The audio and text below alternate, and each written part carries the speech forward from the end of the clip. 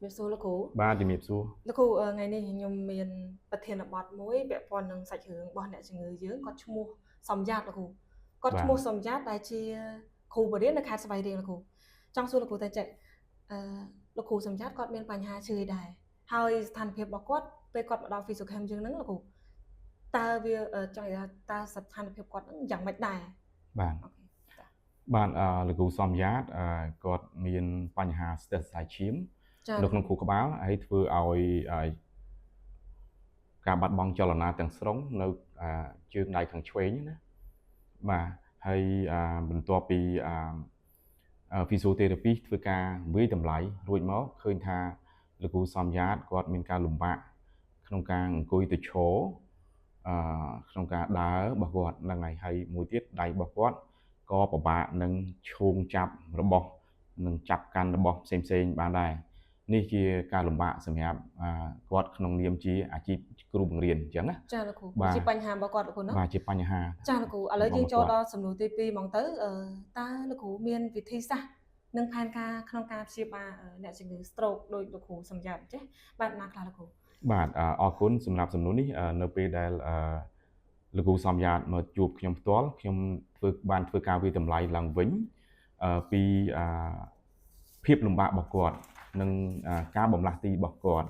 អញ្ចឹងលោកគ្រូសំយ៉ាតហ្នឹងគាត់មានបញ្ហាខ្សោយដៃខាងឆ្វេងរបស់គាត់ខ្សោយសាច់ដុំនៅជើងខាងឆ្វេងរបស់គាត់មានការជាប់សាច់ដុំនិងរួញខ្លីសាច់ដុំនៅកជើងរបស់គាត់ជាពិសេសជើងខាងឆ្វេងរបស់គាត់កជើងនិងជង្គង់របស់គាត់ណាបាទបន្ទាប់ពីធ្វើការវិយតម្លៃចាលោកគ្រូដោយខ្ញុំផ្ទាល់ហើយខាងខ្ញុំនេះក៏បានបង្កើតនៅផែនការព្យាបាលមួយទៅជាក់លាក់សម្រាប់លោកគ្រូសំយ៉ាតហ្នឹងអញ្ចឹងការព្យាបាលរបស់ខ្ញុំដោយប្រើប្រាស់បច្ចេកទេសមួយគឺ Motor Learning Program Technique ចាលោកគ្រូជាបច្ចេកទេសលោកខាងលិចបាទដែលយកមកធ្វើការព្យាបាលទៅលើលោកគ្រូសំយ៉ាតផ្ទាល់តែម្ដងបាទបច្ចេកទេសទាំងនោះមានដូចជាការបង្កើនកម្លាំងសាច់ដុំការទាញពលាសាច់ដុំការពីអង្គុយទៅឈររលំនឹងនៅពេលឈរបាទ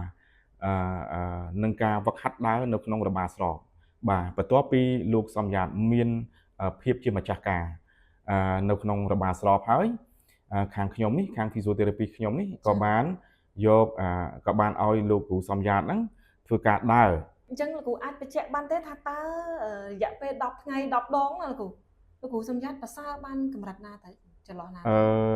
បើតាមការវិតម្លៃរបស់ខ្ញុំលោកគ្រូសំយ៉ាតទទួលលទ្ធផលពីការព្យាបាលប្រហែលជាបានពី45ទៅ50%បាទបើប្រៀបធៀបនឹងភាពលំបាករបស់គាត់នឹងបន្ទាប់ពីការព្យាបាលមកយើងឃើញថាលទ្ធផលប្រសើរច្រើនមែនទែនបាទលោកគ្រូអាចសង្កេតបានទេថាតើមានកត្តាជំរុញបែបណាខ្លះដើម្បីបានធ្វើឲ្យគាត់ប្រសើរដល់ថ្នាក់ហ្នឹងអូខេនេះជាសំណួរល្អបន្ទាប់ពីរយៈពេល10ថ្ងៃហើយចាលោកគ្រូការព្យាបាលនេះមានភាពប្រសើរឡើងវិញដោយមានការជ្រោមជ្រែងពីក្រុមពហុជំនាញវិទ្យាសាស្ត្រក្នុងនោះក៏មានក្រុមគ្រូពេទ្យគិលានុបដ្ឋាគ្រូពេទ្យព្យាបាលរចនាផ្សេងៗទៀតដើម្បីជួយជ្រោមជ្រែងឲ្យគាត់ធ្វើម៉េចឲ្យលោកគ្រូសំយ៉ាតហ្នឹងអាចមានលទ្ធភាពក្នុងការដើរដោយមានភាពម្ចាស់ការដោយខ្លួនឯងចាអរគុណច្រើនមែនទែនគ្រូជាសំណួរចុងក្រោយហើយនឹងគឺជាសារចែករំលែកផងដែរលោកគ្រូអាចផ្ដាំបញ្ញាបានបន្តិចទៅពាក់ព័ន្ធជាមួយនឹងអ្នកជំងឺដោយលោកគ្រូសំយ៉ាតអញ្ចឹងលោកគ្រូបាទអរគុណជាចុងក្រោយខ្ញុំបាទសូមជម្រាបដល់លោកតាលោកយាយអស់លោកស្រីពុកម៉ែបងប្អូនទាំងអស់បើសិនជាមានបងប្អូនឬក៏សាច់ញាតិណាមួយដែលមានជំងឺពាក់ព័ន្ធដោយលោកគ្រូសំយ៉ាតហ្នឹងសូមអញ្ជើញគាត់ឬក៏នាំគាត់មកមន្ទីរសម្រាប់ព្យាបាល Physiochem ដើម្បីពិគ្រោះយោបល់និងបន្តការព្យាបាលដើម្បីកុំឲ្យមានពិការភាពកើតឡើងសម្រាប់ពួកគាត់បាទចាលោកគ្រូអរគុណច្រើនអរគុណច្រើនអរគុណបាទ